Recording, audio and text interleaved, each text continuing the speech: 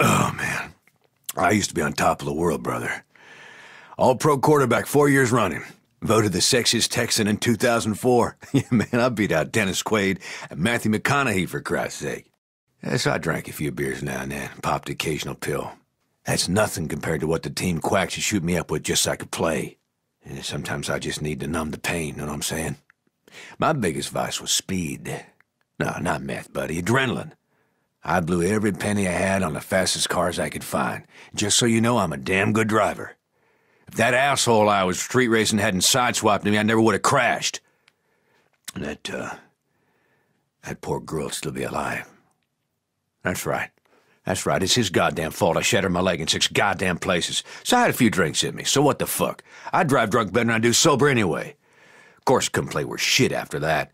After I got out of jail, they canned my ass, said I violated the morals clause in my goddamn contract. Ended up playing semi-pro in fucking Canada. But I'm still a name. Oh yeah, I'm still a celebrity. That's why they wanted me to promote their blood drive here. That's why they fucking flew me, first class, halfway around the goddamn world. 'Cause my name still means something. Logan Carter is no goddamn douchebag. I hate rich assholes. Which is fucking ironic, since I'm expected to put my bloody life on the line for them. That's what they pay me for, this pricey hotel here. To be a bodyguard for the rich and famous fuckwits who come to Benoi to blow their money. I used to be a cop, a bloody good one. A vice detective in Sydney. You know how many female half-Aborigine detectives there were before me? None. You think it was easy? Suffering the abuse of my so-called colleagues. Half of them hated me because I was a girl, and the other half didn't like the fact that my mum was a Koori. So I came up the hard way. I busted my ass. It took me 12 years to make detective, and that still wasn't enough. It's an old boys' club, you know? The whole justice system is a fucking joke. Teenage drug addicts get put away forever, and old white wankers who steal fucking millions get away scot-free. One rich bugger I investigated was clearly molesting his 14-year-old daughter. But he had too much pull with the politicians, so I couldn't touch him. After the girl killed herself, I confronted him, but he just laughed at me. He pulled out a pistol and told me he could blow my bleeding head off and no one would care. Because I was nothing. A nobody. An abo bitch. So I fucking took his gun away and shot the bastard. It was self-defense, but I still got sacked. 12 bloody years down the drain. Worst part is, I didn't even kill the son of a bitch. I just gelded him. One day, I'm gonna have to go back and finish the job.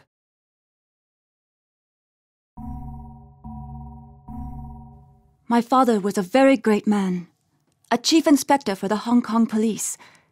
Even though he died when I was 10, I remember him very well.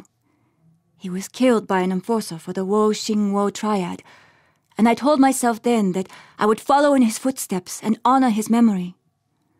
He taught me martial arts, and I continued to practice after he was gone.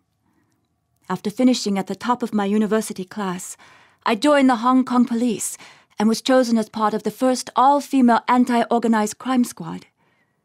I worked hard. I did my best. But the men in charge never intended to put us on the front lines.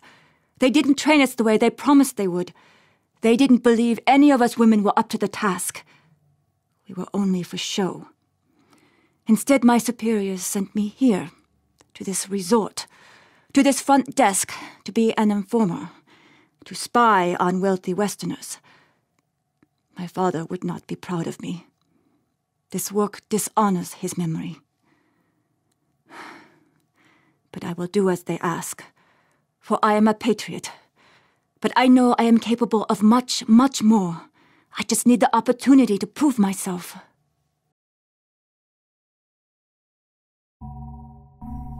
I grew up in New Orleans, lower Ninth Ward.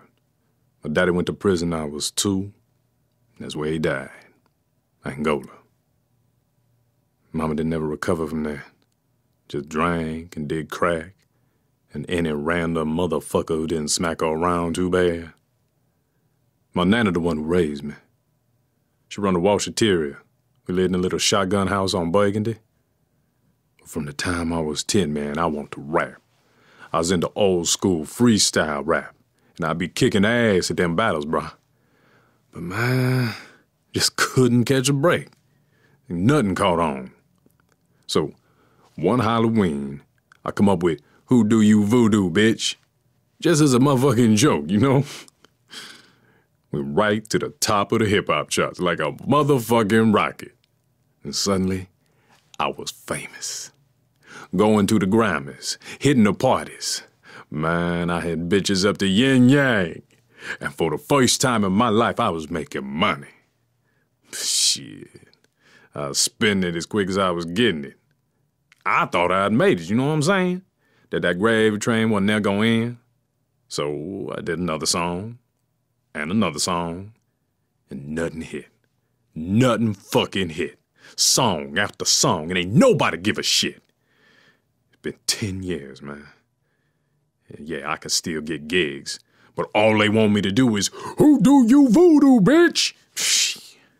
I used to play the big casinos in Vegas or Atlantic City. Now it's just Reno or Laughlin. Some motherfucking cruise ship. So this gig here might be my last chance. I mean, there's some heavy Hollywood hitters up in there. If I could notice, yeah, I could be right back up on top there. You know what I'm saying?